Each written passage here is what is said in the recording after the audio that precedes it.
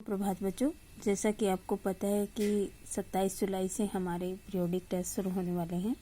उनके सिलेबस के बारे में मैं आपको बता देती हूँ। क्लास 8th में हमारे 2 लेसन आएंगे। ध्वनि फर्स्ट लेसन है जो हमारा, और दूसरा है हमारा लाख की चोरी। इन लेसनों के प्यारे बच्चों हमारे बहुविकल्पी प्रश्न आएंगे, जिन्हें हम मल्टीपल चॉइस क्वेश्चन कहते हैं। एक क्वेश्चन के 4 ऑप्शन मिलेंगे, उनमें से एक राइट है, वो आपने टिक करना है। ऑनलाइन टेस्ट होगा आपका। तो प्यारे बच्चों, एक हमारा आपके ग्रामर का होगा संधि वाला चैप्टर। तो ये आपका सिलेबस है।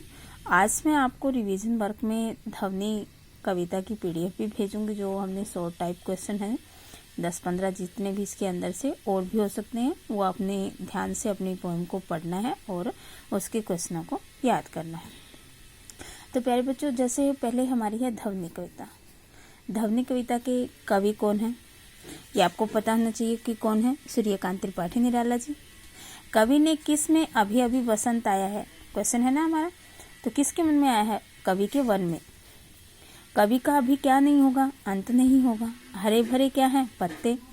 कलियां कैसी हैं? निद्रित सोई हुई। प्रत्युष दिन में कौन सा भाग होता है? दिन का कौन सा भाग होता है? प्रत्युष मतलब कि सुबह का, प्रातः का। द्वार दिखा दूंगा फिर उनको में अलंकार है। अलंकार है जिसमें बार बार एक ही वर्ण की आवृत्ति हो, इसमें है हमारा अनुप्रास अलंकार। तो प्यारे बच्चों, नेक्स्ट क्वेश्चन हमारा बनता है कि मृदुल का अर्थ क्या है? मृदुल का अर्थ है कोमल। पुष्प पुष्प से कवि तंद्रालस क्या खींचना चाहता है? उसकी लालसा। कलियों का गीत कैसा है? कैसा है? कोमल। ध्वनि कविता में किस ऋतु का नाम आया है? वसंत ऋतु का। प्रत्युष को कवि ने कैसा कहा है? मनोहर। कवि ने अनंत अपने किसको कहा है? कवि ने अनंत अपने किसको कहा है? अपने आराध्य को, जिसकी वो प्रथम पूजा करता है। अपने नवजीवन के किस से कवि सींचना चाहता है? अमृत से। कवि ने सौपन मृदुल किसे कहा है?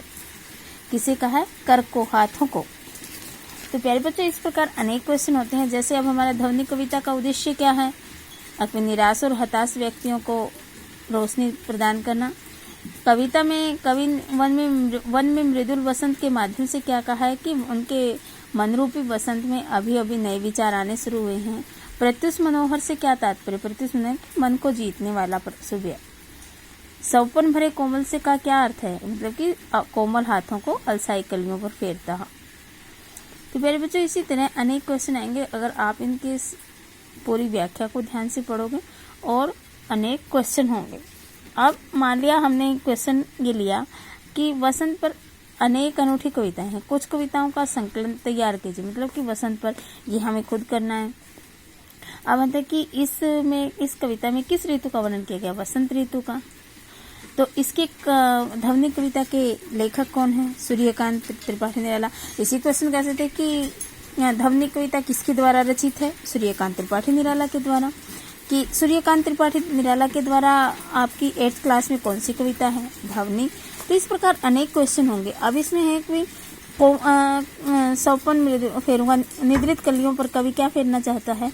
मतलब कि अपने कर, हाथ। पुष्प पुष्प पे तंद्रास लालसा खींचे। अपने नवजीवन में किसका सींचना चाहता है? किसके साथ सींचना चाहता है? वो अमृत के साथ। तो इस प्रकार अनेक क्वेश्चन होंगे जो आपके पेपर में आएंगे। वो मैं आपकी जो पीडीएफ बना के भेज दूँगी। 2 चैप्टर में इसके 15-20 क्वेश्चन होंगे। तो प्यारे बच्चों, आपको ये लेसन अच्छे से लिखना भी याद करना है और अपने टेस्ट की तैयारी करना है। तो हैव ए नाइस डे बच्चों।